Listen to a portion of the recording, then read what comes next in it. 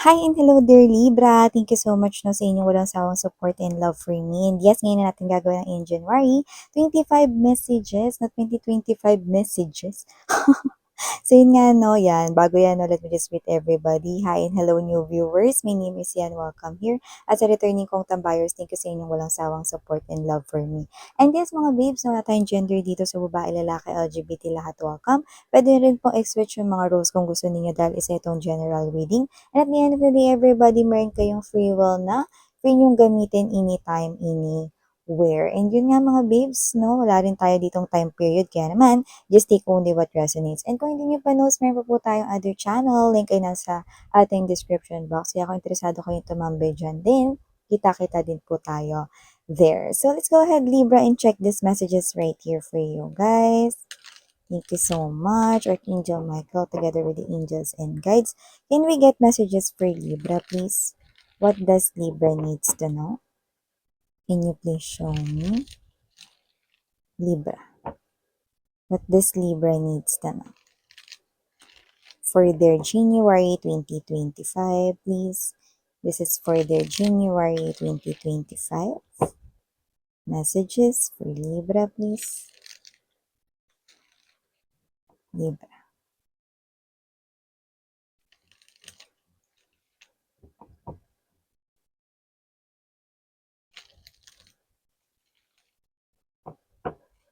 Okay, so let's go ahead, Libra, at alamin ang mga mensahe dito para sa iyo, guys.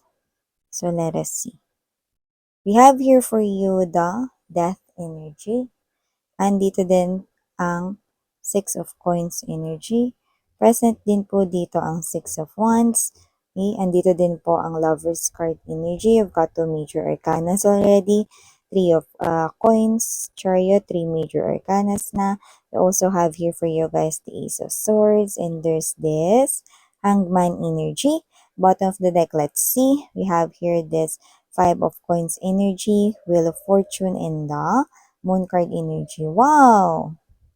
You've got a lot of major arcanas here. So let's count. 1, 2, 3, 4, 5, 6. 6 major arcanas, no? So it looks like the universe right here wants you to know this, no? So nakita ko dito na meron dito mga nagsa-struggle, no, na Libra people, no, sa kanilang financial. Matatapos na yan. Pwedeng na-short kayo sa finances, no, or parang may trabaho naman kayo, no? Pero parang grabehan yung pagtitipid ninyo, yun, no? So, nakita ko rito ng pagkaalwan ng inyong sitwasyon, no? Na unti-unti na magbabago yan at posibleng mas gumanda na, no? Yung inyo ritong way of earning a living or yung pasok ng pera sa inyo. Whether nagnenegosyo kayo or ito ay pagninegosyo na sinasabi sa inyo or kayo ay nagtatrabaho at posibleng may pagbabago sa inyong trabaho. Spotted, no? Kasi posibleng mangyari ito kung hindi man January, possible na first quarter ng 2025. See? Kasi iba nito, nakuha ko parang, excuse me, namomroblema sa pera Libra, no? So, yeah. Okay? So, nakita ko rito, no, na posibleng iba nagiging sensitive kayo ngayon, kaya maaring binabanggit natin or baka nabanggit ko yung Pisces, no? So, maaring nagiging sensitive kayo ngayon at nagtataglay kayo ng ganong klase ng characteristics or emotions, I mean, no? Ngayon. Pero, matatapos na rin yan at mag-e-end na rin yan. So, if you happen na naririnig ninyo Libra, yung ingay sa aking background, no, just please bear with me. There's construction ongoing kasi ano dito sa aming neighborhood. Okay? So, going back right here, thank you so much for your patience and understanding. May nakikita rin ako rito na posibleng aalis kayo sa inyong trabaho, no? At kung saan man kayo lilipat, mas maganda yung kitaan doon. Mas generous si boss, mas generous yung company. Ibig sabihin, mas maganda yung benefits and at the same time, may harmonious connection sa mga pagitan ng mga co-workers or mga colleagues mo. So, nakita ko rito ng it's an opportunity. At dun ka na papunta. Mabilis na yung nakikita ko sa yung pagpunta dun. Yung iba kasi sa inyo, tagal na nagtatrabaho dyan pero hindi kayo napopromote. Pero dito, mga babes, no, in a span of short period of time, okay, yung qualifications mo, pasok dun sa gusto mo talagang maging posisyon dyan sa work, sa isang work, no. So, pag lumipat kayo ng panibagong company, yung papansin kayo agad. So, parang hindi nyo nakukuha yung tamang dapat ibigay sa inyo sa kung saan man kayo nagtatrabaho ngayon. But soon, that will end, an opportunity, no, ay parating, no. This January or first quarter of 2025, no? So, mas maganda talaga yun, no? Mas giving ang kumpanya, mas maganda yung benefits, mas maganda yung connection sa loob ng mga kasamahan sa trabaho. Importante yun. And at the same time, no, very convenient. Yung nakikita ko dito, so pwedeng mas malapit yan sa tinitirhan ninyo, sa workplace ninyo, no? I mean, sa inyong house. Yan. So, nakikita ko rito na mas makakapag-ipon kayo at mas makakapag-provide sa family ninyo. May mga mapopromote na rito, no? At may mga mapapansin na yung inyong skills. Yan. In short, mabibigay na sa iyo rito yung deserve at naayon sa iyong kwalifikasyon. So, maliban dyan, Libra, nakita rin ako rito na posibleng may magsabi sa iyo.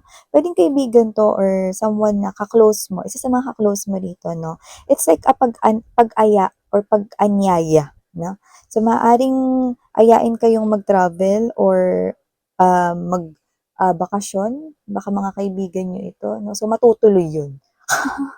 So, in short, hindi drawing to. Matutuloy to. Kung mga kaibigan mo to, laging drawing yung lakad nyo. Well, matutuloy na this time, no? So, sa nakukuha ko dito, pwede namang local yan, pero mukhang may magtatangka na yan ay other country. Miss yan, matutuloy yung other country. Matagal na pinag-uusapan. Matutuloy.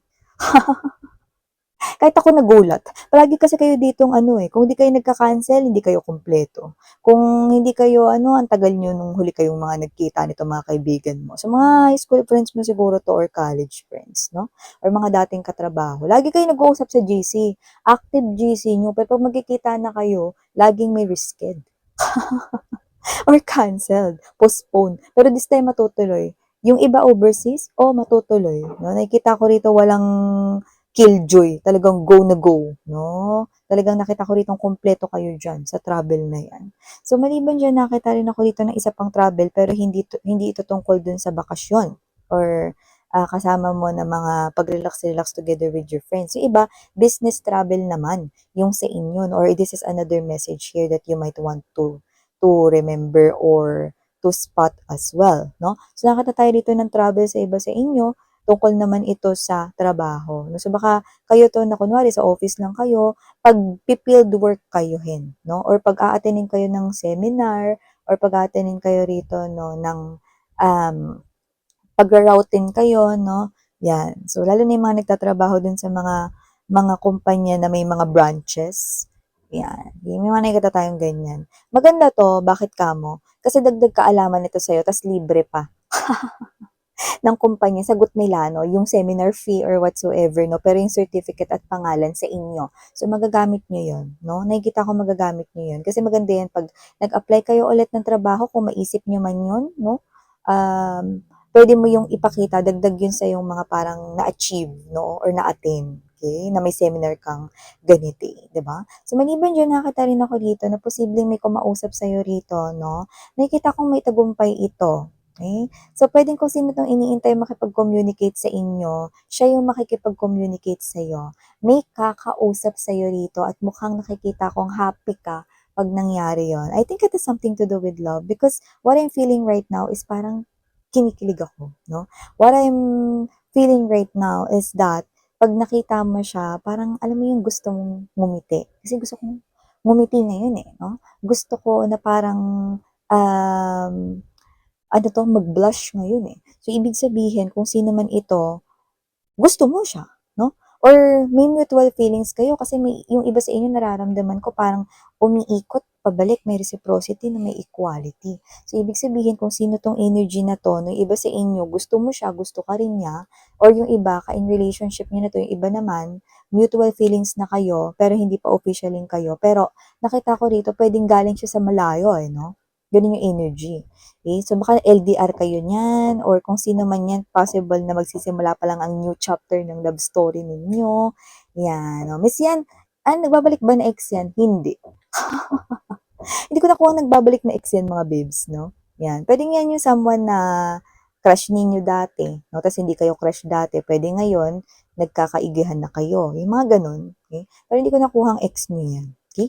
So, maliban dyan, nakita rin tayo rito ng energy kung saan posible na kung kayo 'to 'no, na waiting for new love, wala kayong kakunik dito, like wala kayong boyfriend, girlfriend ngayon 'no, nakita ko dito ng someone yun na makikilala ninyo 'no, sa January 2025 'no. And for some reason, kung sino man siya, alam mo yung mga babes, parang mapapansin mo na parang komportable kang kausap siya, gano'n. Parang happy ka lang 'no, light lang yung vibe. Ta's 'di mo maintindihan kasi hindi ka naman yung klase ng energy na mabilis magtiwala. Pero pagkausap mo siya, parang ano pakiramdam ko, ganyan 'no. So nakita ko rito na agad-agad may mapo-form na friendship sa inyo. And for some reason, ayaw mo sana siyang pagkatiwalaan agad-agad, pero yun yung mararamdaman mo, ASAP, you know? So dito nakita ko mga babes na parang sa loob lang ng ilang days, nahuli niya na ang iyong puso dito. Miss yan pagka ganun ba? Hindi kaya nabobogus lang ako? Hindi. Kasi takpan ko lang 'no, kasi baka sabihin ng YouTube nudity. Ayan, oh. So, kung mapapansin mo, mga babes, yan, oh. Si universe yung pumapagitna sa inyo, yung big angel. So, kung ano man yung inyo rito, no, na connection or magiging connection sa tao na to, you can trust this person here.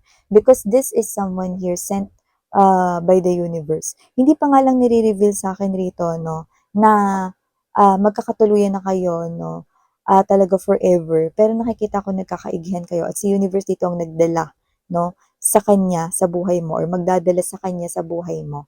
Alam mo naman, lahat naman ng role na nakikilala natin, lahat naman ng taong nakikilala natin ay may role sa buhay natin. So, may role din siya sa life mo. Okay? Malalaman mo yan, yun yung nakikita ko dito, malalaman mo yan, okay, kapag ka mas nakakonect mo siya. Okay? Ngayon, maaring ma-fall kayo sa kanya, posible yon because this is the lover's card energy, pero yung iba pwedeng friends lang din yan. Okay?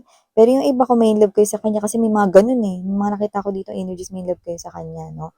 Possible na siya yung para sa inyo, pero we'll see. Ganun yung sabi ni universe, no? Parang ito ay parang sneak peek, no? Na parang it's up to you kung gusto ninyo na i-level up ang inyong connection or not. Pero if yes, nakita ko rito na sa ugali ninyong dalawa, magkakasundo kayo eh. Kasi umpisa pa lang komportable na kayo, familiar na kayo. It's like, you've known each other for such a long time already, even though this is the first time you see each other or you meet each other. Diba? So, hindi ko nakikitang may past life kayo. Pero yung familiarity, it's like, alam mo yung magnet na talagang pinagdidikit kayo, pinaglalapit kayo, kind of thing, no? And it's the magnetic force na nilagay ni universe, no, sa pagitan ninyong dalawa. Yan. So, nakita rin ako dito na may mga pagpaplano kang gagawin dito, Libra. Isa-isa lang, no? Kasi yung iba dito parang gusto agad mag-multitask at matapos rito ang mga target goals. Yan. Huwag mong pagsabayin, anak, no? Or mahal. Huwag mong pagsabayin. Kasi nakikita ko rito na kung ano man yung goal mo, basta one at a time, magagawa mo. Okay? At mas marami kang magagawang goal this 2025 compared sa mga nakaraang years. Okay? Maniwala ka sa akin. Okay? Tsaka wag kang magtaranta. Magagawa mo yan lahat. Okay?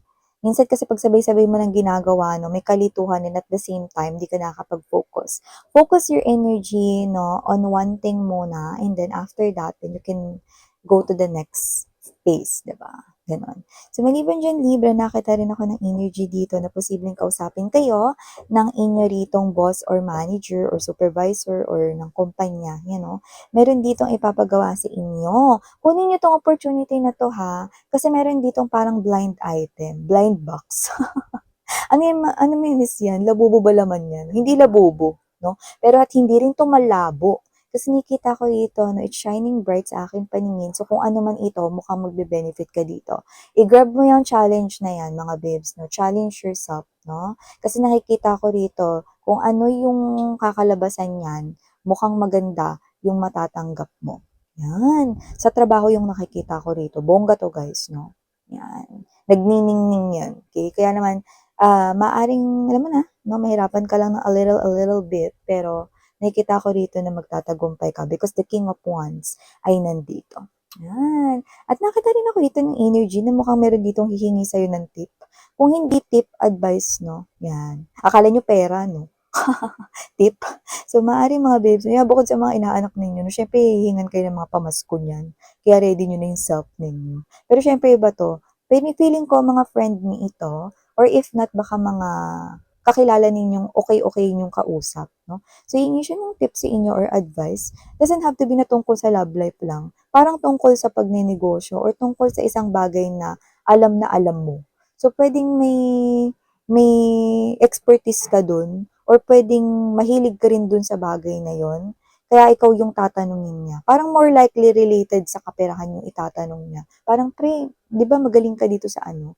Paano nga ba yung ganito? Ano sa tingin mo? You know, parang may ganun. At kung ano man yun, mukhang makatutulong sa kanya. Kasi nakita ko siya rito nagsisimula ng may pundasyon sa kung anong gagawin niya. Kaya very good. Dahil doon nakikita ko rito na meron kang small gift galing kay universe na pwede mong abangan sa bago magkalagitnaan ng year 2025, no? Pwedeng manggaling yan doon sa friend mo mismo. May ganun tayo nakuha dito. Na it's like, yung kanya rito na pagtanaw ng ano to? Pagtanaw rito ng utang na loob, no? Ganyan, no? Meron tayo nakukuhang small gift coming sa kanya. Yan. So, ito yung mga sign nakuha ko here for you, Libra. Thank you sa oras mo na ganyan. Parang yung love and light. Ano